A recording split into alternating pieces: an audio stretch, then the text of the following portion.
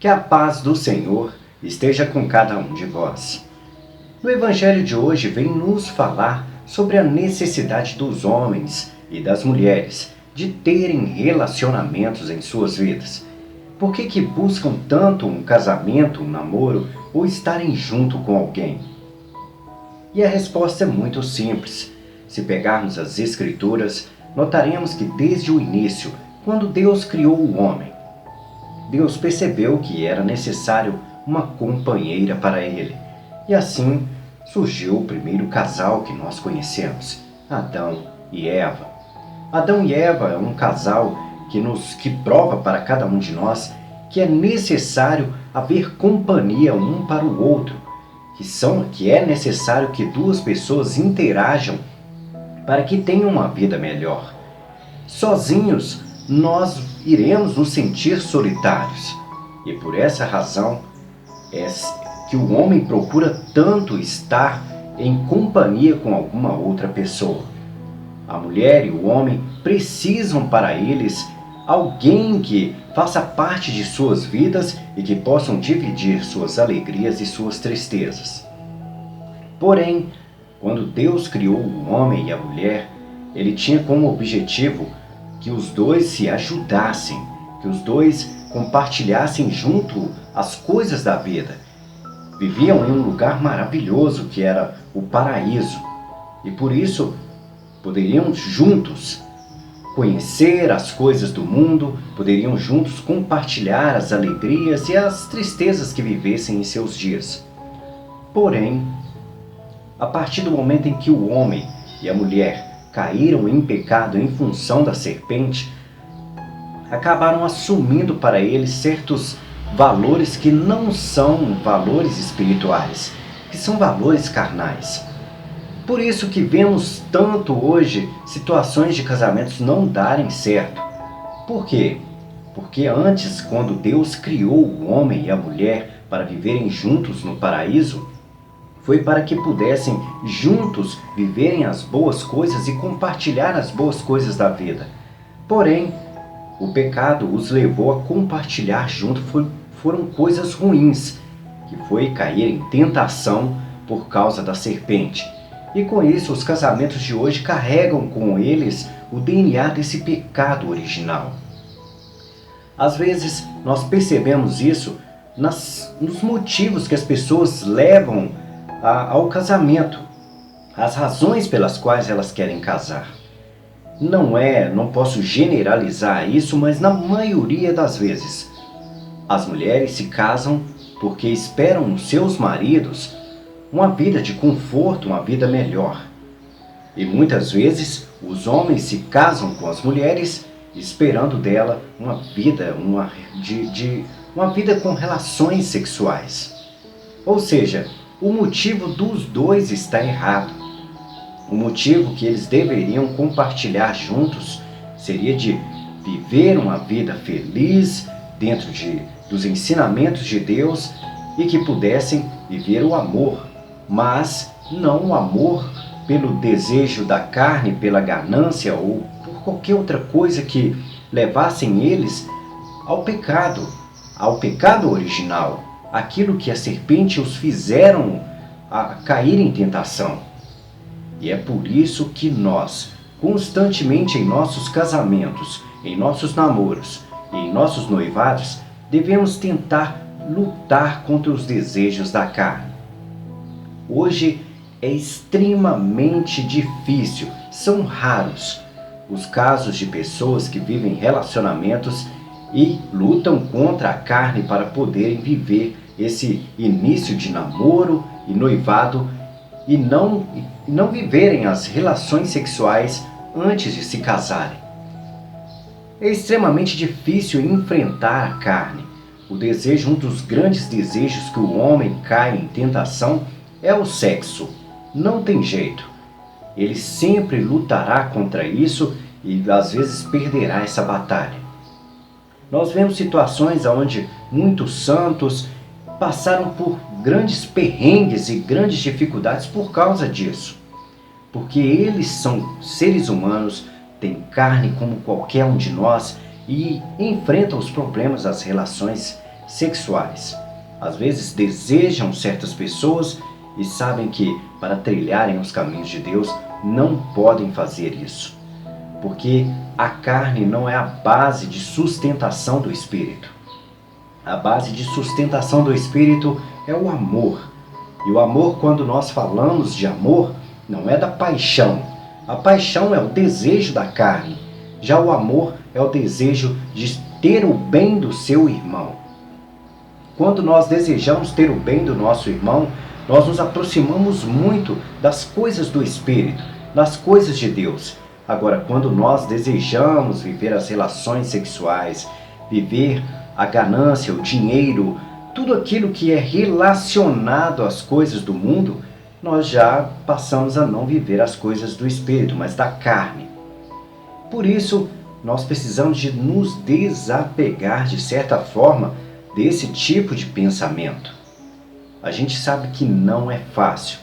Hoje, como eu havia dito, é raro você encontrar pessoas que mantenham a vida de castidade dentro dos seus relacionamentos. É difícil encontrar pessoas que decidem viver a vida de acordo com aquilo que Cristo nos chama a viver, a lutar contra a carne, a viver as relações sexuais somente depois do casamento. Isso é o certo. A gente sabe muito bem, principalmente o cristão. O cristão deve fazer o máximo para viver esse tipo de coisa somente depois do casamento. Porém, sabemos bem que o pecado se alastrou pelo mundo e que hoje praticamente vivemos uma Sodoma e Gomorra em relação a isso. Os namoros já iniciam-se nessa fase, já vivem esse tipo de coisa. E infelizmente não temos mais nem como lutar contra isso. É muito difícil falarmos para os nossos irmãos não fazerem isso. Porque, primeiro, eles acham que é invasão de privacidade. Mas nós não podemos deixar de falar a eles o que eles devem fazer. Qual é o caminho certo? Porém, Deus, Pai Todo-Poderoso, deu a eles a liberdade de fazerem as suas escolhas, assim como Adão e Eva tiveram a mesma liberdade de comerem do fruto proibido. Porém, colherão no futuro frutos amargos disso, da mesma forma que Adão e Eva colheram frutos amargos disso. Foram expulsos do paraíso e nós corremos o risco de perder a vida eterna. Nós caímos em pecado, em tentação a todo momento e dentro dos nossos relacionamentos estamos sujeitos a isso, principalmente vivendo os desejos da carne. Quanto mais nós fortalecemos esse desejo, mais difícil será alcançarmos o reino de Deus. E quanto mais nos aproximamos do amor, porque o amor não tem nada a ver com sexo, com desejo de carne, com dinheiro, com ser mais rico que o seu irmão, não tem nada a ver com isso. O amor é algo muito maior, vai além. Isso aí se chama paixão, porque isso é passageiro. O amor já não passa. O amor, independente da pessoa ser fraca ou não, você irá incondicionalmente ter um carinho por ela, desejar o bem dela e correr atrás para que ela tenha uma vida melhor. E nós podemos fazer isso. Nós podemos ser orientadores dos nossos filhos para que eles saibam que devem lutar contra os desejos da carne e que, dessa forma, possam se afastar de todo o pecado e se aproximarem cada vez mais do reino do céu, que possam fortalecer sua fé e assim alcançar a salvação. É a isso que o Evangelho de hoje nos convida. O Evangelho nos fala que os saduceus questionaram Jesus sobre uma viúva que havia perdido seus 7 maridos. Com quem ela viveria depois da sua morte no reino de Deus? E como sabemos muito bem, o amor de Deus não tem nada a ver com o desejo da carne. Nós casamos no plano terrestre em função do pecado herdado por Adão e Eva. Caso contrário, nós viveríamos uma comunidade, todos iguais, sem se preocupar com essa coisa de minha esposa, meu marido, meus filhos. Seríamos uma só carne, assim como, na verdade, seríamos um só espírito em Deus, um sopro de vida que Deus nos deu, todos juntos, todos vivendo em comunhão e amor, assim como os anjos de Deus vivem. Os anjos de Deus não estão preocupados com sexo, com dinheiro, com qualquer outra coisa que venha a ser as coisas da carne. Estão simplesmente preocupados em nos ajudar. Estão preocupados em estarem aqui a levarem o amor, a levarem as boas novas, assim como os anjos fizeram com Maria e com tantos outros profetas de Deus. Nós somos convidados a viver esse amor, a levar, a ser mensageiros, a viver a paz que Cristo nos convida a viver. E para vivermos a paz, precisamos constantemente lutar contra os desejos da carne. Somente dessa forma alcançaremos o reino de Deus e afastaremos da nossa mente essa preocupação em vivermos relacionamentos depois da morte. Porque no reino dos céus não existe essa coisa de a minha esposa, o meu marido, os meus filhos. Lá existe a irmandade. Somos todos iguais, somos todos irmãos e não temos preocupações com sexo, dinheiro e com as coisas do mundo, com as coisas da carne. Que a paz do Senhor esteja com cada um de vós. E o pedido de oração de hoje vai para Antônia Lopes, Dorecê Nascimento, Janeide Moia e Janice, Astéria Maria, Andréa Regina, Abel Pereira, Maria Pereira, Vanusa Ribeiro, Juliana Nascimento e João Nascimento, Edna Penha e Tatiana, Alexandre Xandão e Márcia Souza, e para todos os aniversariantes do mês de novembro. Oremos. Soberano Deus e eterno Mestre, estou aqui diante de Ti para agradecer por todas as pessoas que têm colocado em minha vida. Sei que algumas delas tentam me fazer cair em tentação, mas tenho a Ti como meu escudo e proteção. Te peço, Senhor, fortaleça minha fé e não se afaste de mim quando o inimigo tentar me derrubar.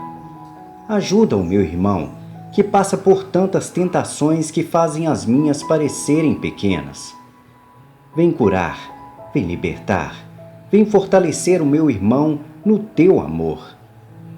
Ouça, Senhor, cada pedido de socorro, cada súplica, cada agradecimento neste canal de oração. Tudo isso te pedimos em nome do Teu Filho Jesus. Amém.